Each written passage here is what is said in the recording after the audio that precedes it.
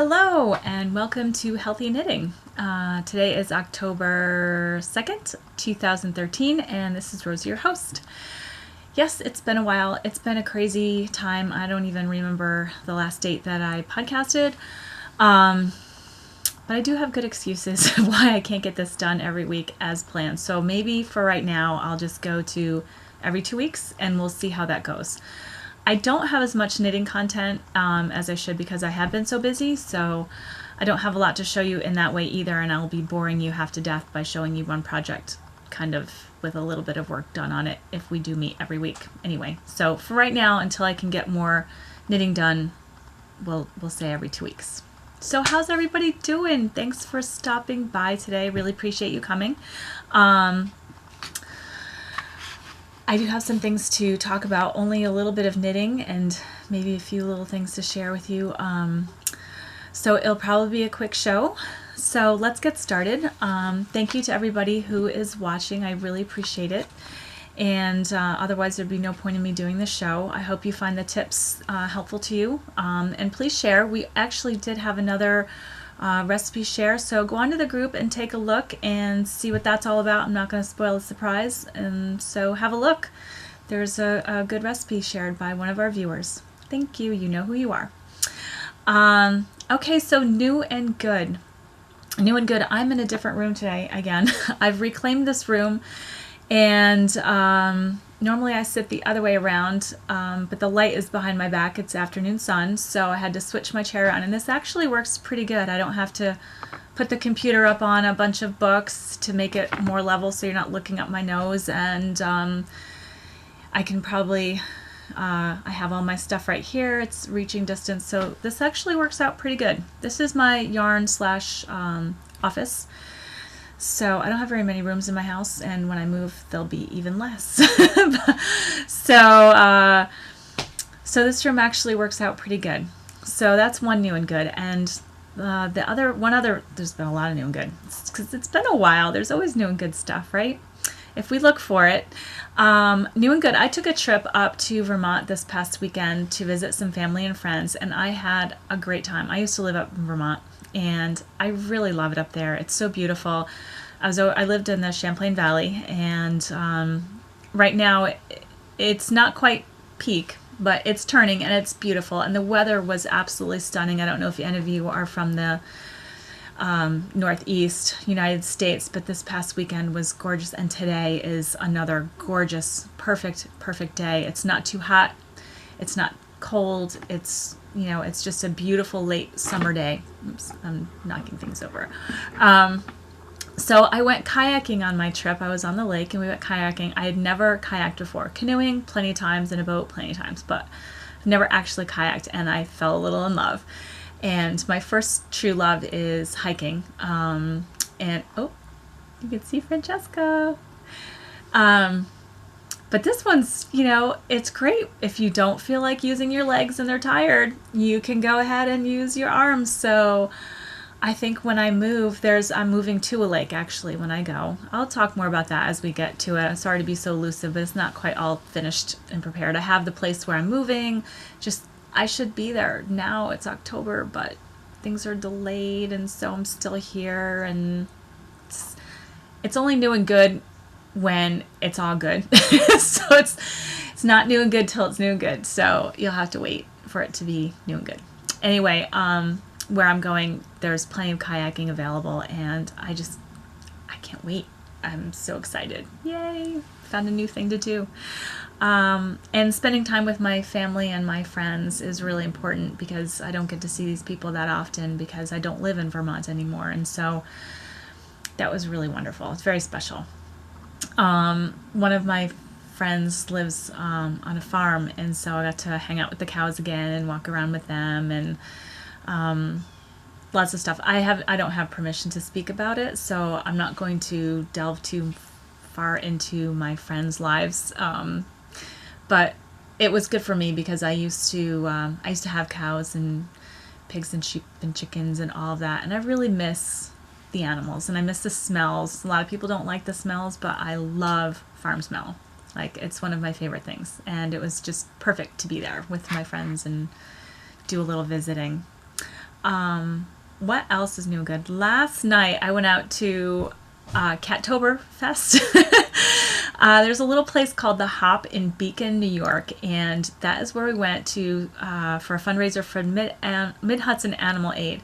And right now they were doing this project, I think, anyway, this fundraiser, but now it's even more important because they actually had a fire and they have to redo the facility and make all these upgrades and blah blah blah, and so they really needed the extra source of income. So that was really fun, and there was great music there, and I don't have the name of the band on me. Oh, it's in the car. They're really good. And Beacon is so cute. We have lots of, I don't live in Beacon, but and I say we, like I live there. I live across the river on the other side. But anyway, Beacon has lots of cute art things to do and cute little places, and I just love it there. It's really sweet. And so that's where I was, hanging out with some friends and seeing people that I haven't seen in a while, and it was really good. And sampling beer. Had 4 little tiny samples, which was good, and I had some German vegetarian food, which was interesting because, you know, German food has a lot of meat in it, as I found out when I tried the potato salad. Who puts meat in a potato salad? Anyway, but I did have something else that was really good. It was sauerkraut with mushrooms in a tort quiche, not quiche, like a tort type thing. Really good. Nice white sauce. It was fantastic. And I did actually eat dessert. I don't normally eat dessert, but it wasn't sweet. It was like an apples baked with, I think, like a oatmeal, but not like sugar oatmeal topping. It was really good, and just like you could taste the flavor of the apples and the oats and things like that. It wasn't overly sweet, which is great because I don't really, anything that's even got a lot of sweet is just too sweet for me now, unfortunately. I guess. Anyway, so that was really fun. And the other new and good thing hasn't happened yet, but it's coming, and it's going to happen because it happens every year. It's New York Sheep and Wool. And I wasn't sure I was going to be here. And since I am going to be here, as far as I know, in the next few weeks, I get to go. So that'll be really great. And I don't know if any of you are in this local area, but Rhinebeck, New York Sheep and Wool is such a treat. It's lovely. The time of the year is brilliant. The trees are gorgeous. They're always just perfect that weekend, which is the 3rd weekend in October, and it's just stunning. It's absolutely stunning. And so I wonder what the weather will be this year. Last year was kind of hot. Some years it's really cold, or it's raining, or gosh, you never know. But you can always notice that there will be people there with their woolies on regardless. And that's always fun to see. So New York Sheep and Wool's coming. Yay! 3 more weeks. Okay. I think that's it for new and good. I write all these things down, and then I'm not sure exactly where I wrote the other new and good from like a week ago. But there was new and good. I just can't recall. So that was enough anyway. There's a lot of new and good going on. Oh, new and good too. My family member said, I told them what was going on with my face, and they're like, oh, did you know that jojoba oil has the same properties that your face needs, and blah blah blah, because the Muru Muru butter only got me so far, and I still had dry patches here and here really bad. I mean, you can still see the, sit still, hold on. There we go. You can still see the marks. This is actually like not a pimple, it's skin that's just been exfoliated off too much. It was very dry and kind of painful and cracky and bizarre. But anyway, this is in our tip for the week. I might as well just do it now since we're already here. Jojoba oil, I actually bought this for my mom. I would soak her feet and put this in there to keep her skin. Her skin was always dry and flaky, and I didn't think of put it on my face. Put this on her feet and cut her toenails and stuff like that. And my mom's in a facility. She doesn't do these things on her own. So if you're wondering, why are you doing your mom's feet? That's why.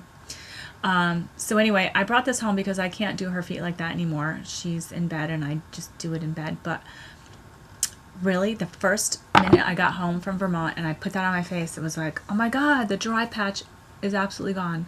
So if any of you have dry patch, scaly skin, anything like that, And it hasn't made me break out either. I mean, what you see is not breakouts. It's this crazy thing that's been going on since the end of July. But I think we're all under control now.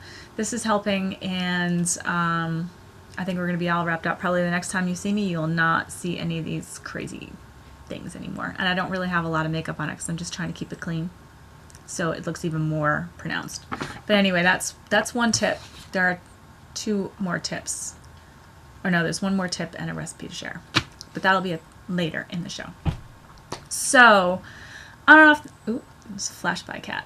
On and off the needles. I did show you this last time, but not where I put it on. I finished this is that cowl, and I did actually get some other waste yarn and folded down and sewed my cuff, or band.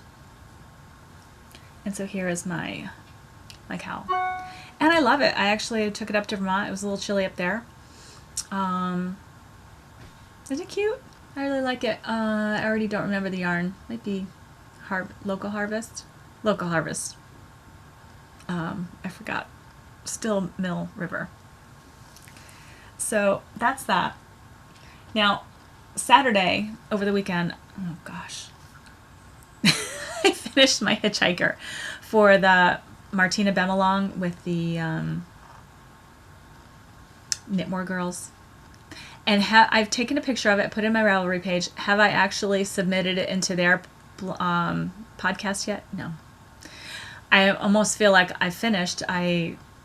What more do I have left to do? Oh yeah, you need to submit it because that's why you did the project in the first place. Oh, and I never did actually put wow, I really did something crazy in my hair. I never made anything with that hand spun yarn. It's, I think, sitting over there behind me. Or maybe it's not. I don't know where I put it now. I didn't get it done, and it's already the 2nd. So the Sapphire Long is now over with Dragonfly Source. I didn't have a lot of time to knit. I have been busy scanning documents and papers and photos. I've just been so busy with stuff around the house. It's been crazy. So anyway, here is my hitchhiker. It's pretty big. I used a lot more yarn than what seems to be called for in the pattern. I used almost 4 balls. I didn't weigh it because I left the leftover yarn there because I think someone's going to make a yarn star out of it. You wrap yarn around a little paper star, cardboard star. So anyway, it's pretty big and I love it. Now, I don't know.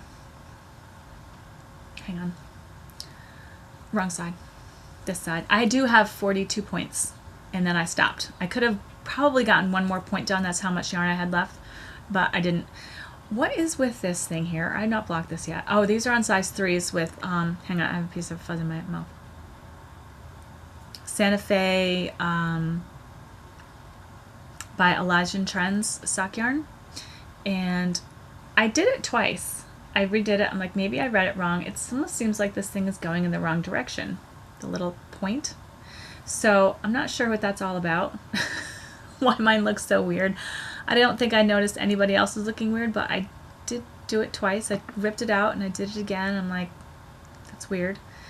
Because it's not even going in the same direction. So I'm not sure what I did wrong. Maybe blocking will fix that a little bit. I'm not sure. But I haven't blocked it yet because really, I'm not sure that I really need to. The stitches are all pretty even, so that's not a reason for blocking it. I don't need to make it any bigger. It's pretty big. I could wrap it around a couple times, I think. So it should keep me warm in the winter. I like red. I like red near my face. I'm a winter, so I can wear reds and jewel tones and things like that. Not so much yellow or orange. And so, yeah, I gave away all my yellow yarn, yellow clothes when I kind of looked at myself in the mirror going, you really love this, but you look horrible. So anyway, that's it for knitting. And I just continued to work on this and work on this every spare minute that I had. At some points my hands actually hurt because I was knitting on it so much. So I didn't knit on anything else, and I didn't pick up the green, I already forgot the name of it. I did wind the balls of yarn. Remember my cat had made a mess of it, so I fixed that. It's all ready to go. I just haven't picked it up, and I really should because it's going to be cold. It was actually pretty chilly not too long ago, and I was able to wear fall weather clothes, but today, short sleeves, you can see it's a beautiful day here. It's not going to last for long, so I really should get that finished. So that's probably up next. There is no spinning, although I do want to do a project for Malia's yarn raising spin along, where you spin something new. I have lots of new to me fibers to spin. I don't have any new to me tools. I only have my spindle. You can see it behind me hanging up in my case there, and my wheel. Those are the only two things I can spin with.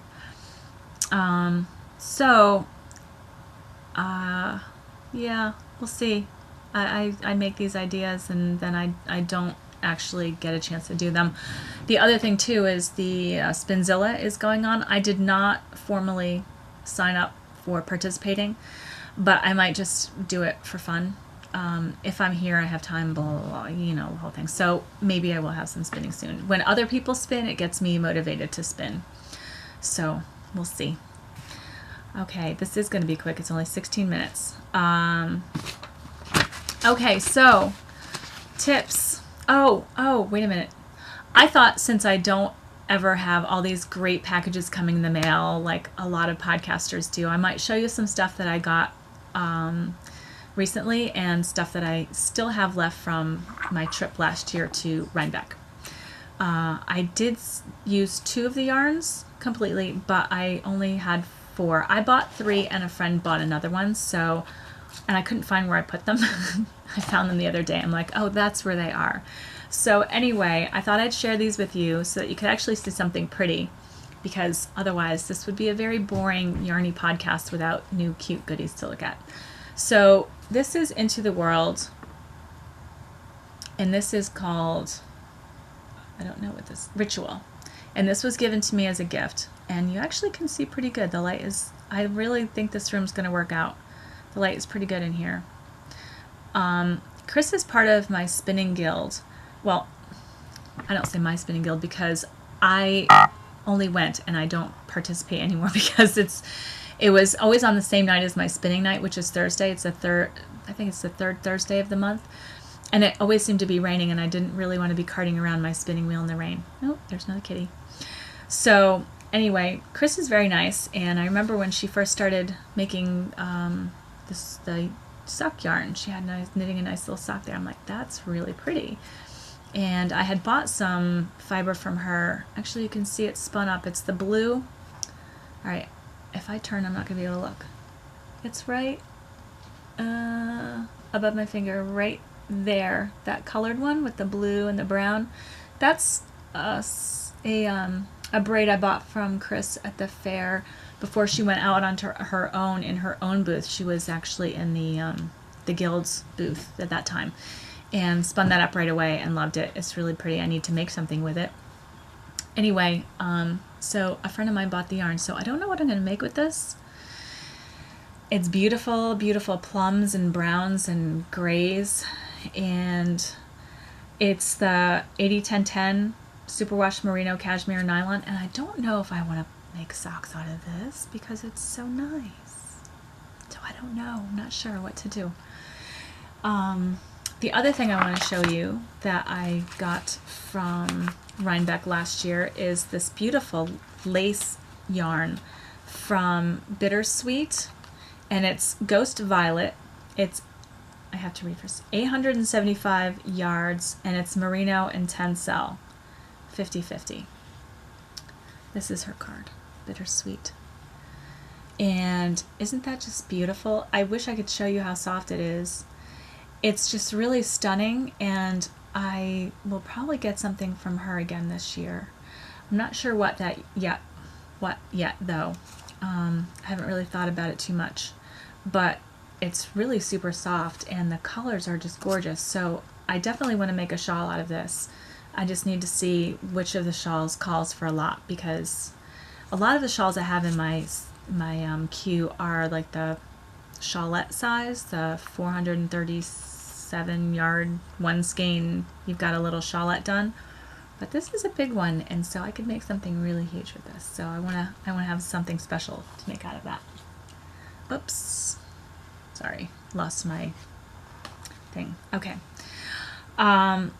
Jill Draper is another local to me fiber dyer, and I bought this at Clay Wood and Cotton. She's actually part of the guild as well.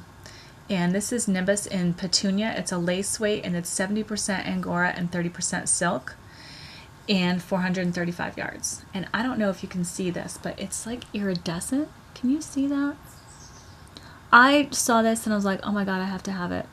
I wasn't even planning on buying yarn. I just go to the yarn shop and I don't plan on buying anything, but then something jumps into my hand and here it is. So I got this year, and I haven't made anything with it because, again, it's like this beautiful yarn, and I don't know how she does these colors. They're really amazing. Like, it's just, it glows. It really does. It almost reminds me of, you know, when you look at the holographs, like 1 minute it's one color and the next minute it's another color. It keeps shifting in front of your eyes. That's what this does, the way it is. I don't know what kind of process she used or what colors, but they're just really amazing.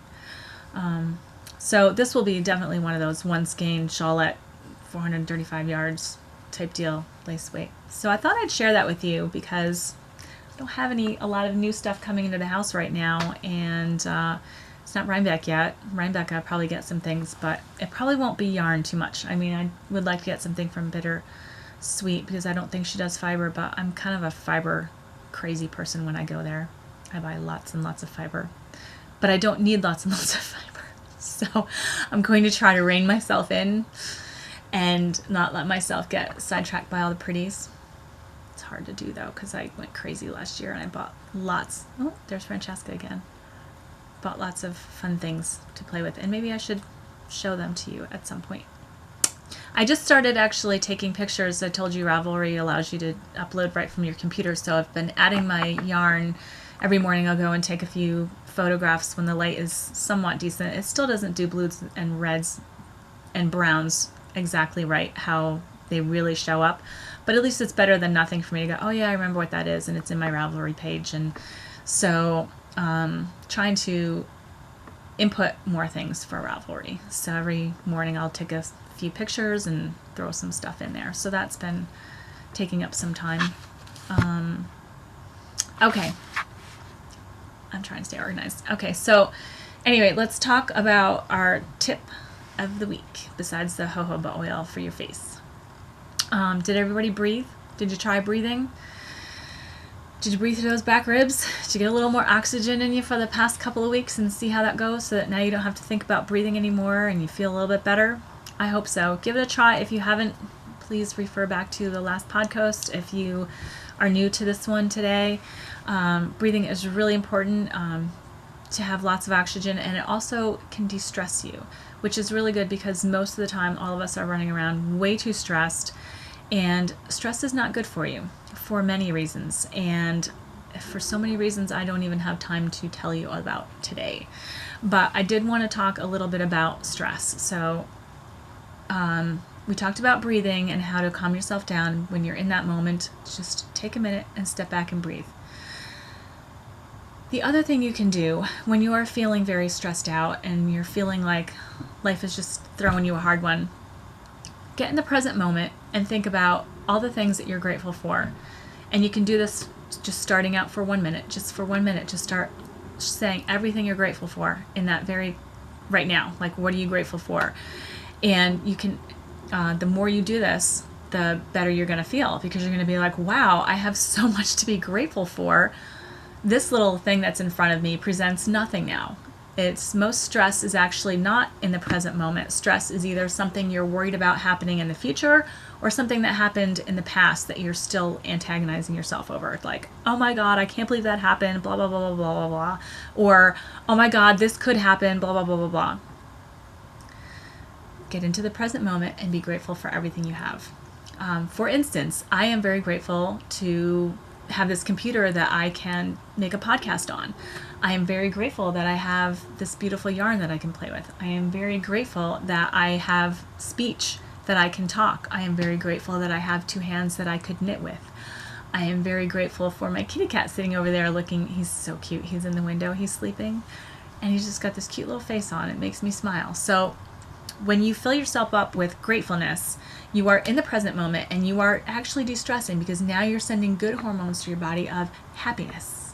And it makes you feel good and it gets rid of the stress. So it's kind of one of those inverse relationships. So the more stressed you are, the less likely you are to have the good stuff, like all the good hormones. So laughter is another way. I didn't even write this down, but we'll talk about laughter. So you can laugh. There's laughter yoga. If you aren't, so if you are so inclined to try laughter yoga and you just laugh, big full belly laughs. You don't have to laugh at anything important. You just start laughing. It's contagious.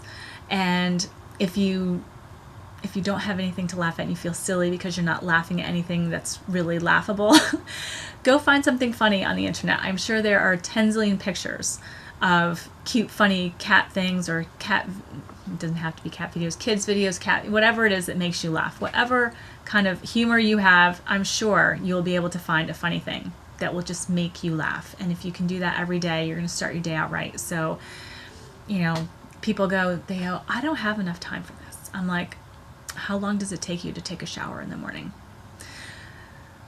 Okay, you've got time. What else are you going to do in the shower? While you're in the shower, why don't you just take a few minutes just to sit there and be grateful while you've got the lather in your hair, the conditioner, whatever it is you're doing. So just take the time, take 5 minutes, make yourself happy. So that's it. Try to reduce the stress by being grateful into the present moment, and also by laughter. For a recipe. Now, today's not a good day for my recipe, but when it got a little colder, butternut squashes are out, and I love butternut squash. Actually, I love all the squashes, but that one seems to be my favorite because it's very easy to cut. If any of you don't know what a butternut squash looks like, I don't have one here, but it's like a cylinder like this, and then it has a little bulbous end. The bulbous end is where all of the seeds are. So from here over is just complete squash. It's fantastic. So, there's Natalia. So I love it for that reason. It's easy to store. It doesn't take up a lot of room, and it's just compact, full of squash instead of a big open hollow thing that's full of seeds with squash that you have to now cut out. It's so much easier. Anyway, we have a Trader Joe's, and I've told you that before. It's not close to me, but when I go see my mom, I hit up Trader Joe's. And they have butternut squash, and it's usually $1.99 for one, not a pound, for one. It is incredible. I'm not exactly sure where they get them from. I hope they're not organic. It's not that easy for me to find as many organic squashes as I would like. Next year I'll be able to grow my own. Yay! But anyway, so Trader Joe's, and also so the recipe is butternut squash and barley soup. Now, for those of you who are not eating grains, just leave them out. You can add something else that works well with your diet. Soup is one of those things that you can just, throw whatever you have in the pot in. It's kind of how I cook, and if you haven't noticed that already, you really should, because I never give you anything totally precise. It's kind of just, here, put all of this together and use what you have and find what's in season and make it work. So anyway, I use vegetable broth, and again, I do get that from Trader Joe's. You can make your own, but I don't really have an abundance of vegetables here to make my own. When I move, there will be loads and loads of vegetables, so I will probably be making my own vegetable broth, because over there isn't any vegetable broth, not like what I can get here anyway, and it's just, there are certain things over there that are really inexpensive and nice, like all the fruits and vegetables are glorious and abundant and not very expensive. Here, for me, it's not that way. So I can make my own easily, and I'll be able to have a garden when I move as well.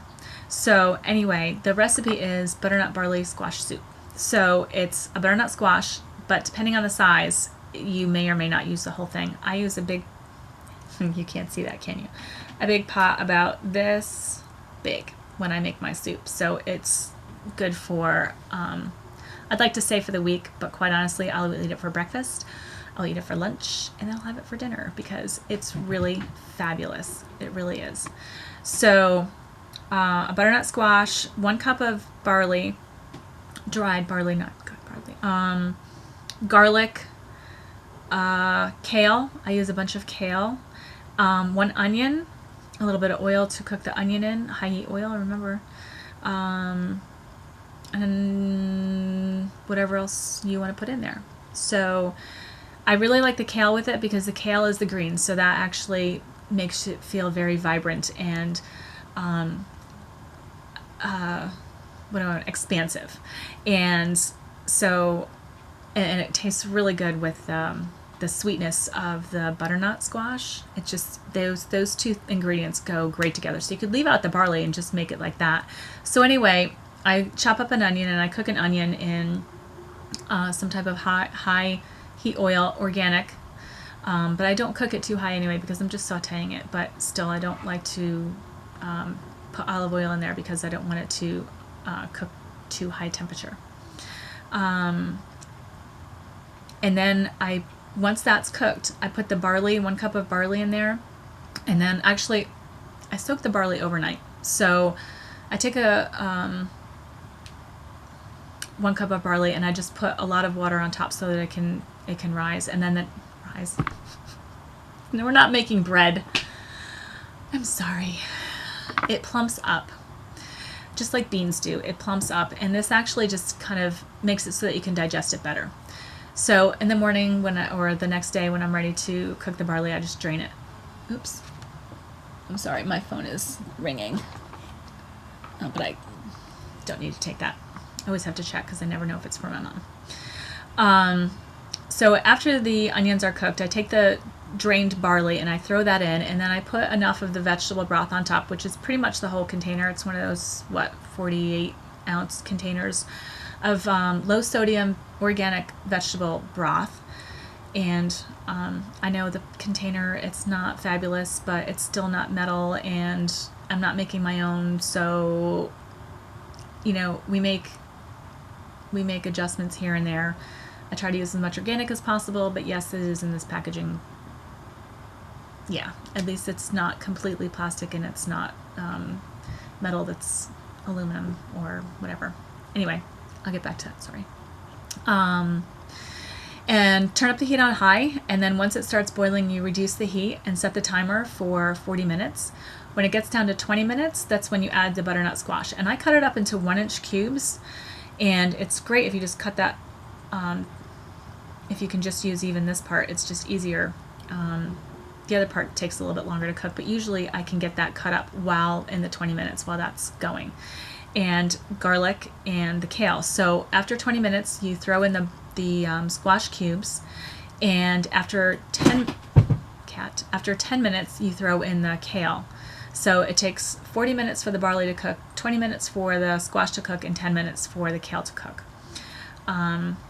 And then season with a tiny bit of salt and black pepper, and maybe whatever seasonings work right for you, whatever you like. I mean, that's the fun part, is that you can change things around and make it more Asian by putting Asian influences with Asian vegetables in there. You could make it more Mexican by putting some beans in there and maybe some peppery flavors in there. Whatever you like, and that's the fun. And the thing, I don't actually puree it.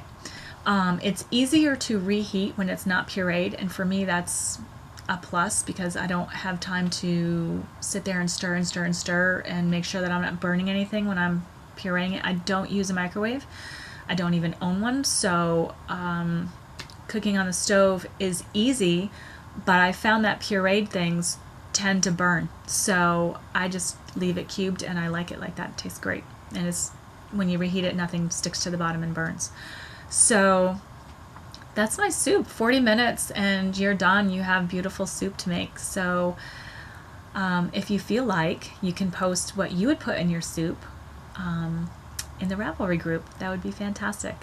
Any healthy tips that you might want to share with everybody, or some recipes that you like, it would be great if you could share. So that's it. This is a quick one, 34 minutes. Hopefully I'll have some more knitting for you next week or in 2 weeks. If I can get something done, I'll post, and if I have time. It's been pretty crazy around here. I'm just trying to get ready for this move, and things take a lot of time, and But I do want to give you some healthy tips. So thanks for stopping by. I appreciate it. And you will find all the information below and a link for the website if you're watching this on YouTube. And if you are on the Healthy Knitting WordPress site, you'll find the links to the Ravelry group over on the, I think it'd be this side if you're watching it this way. I'm not really too sure. Ciao.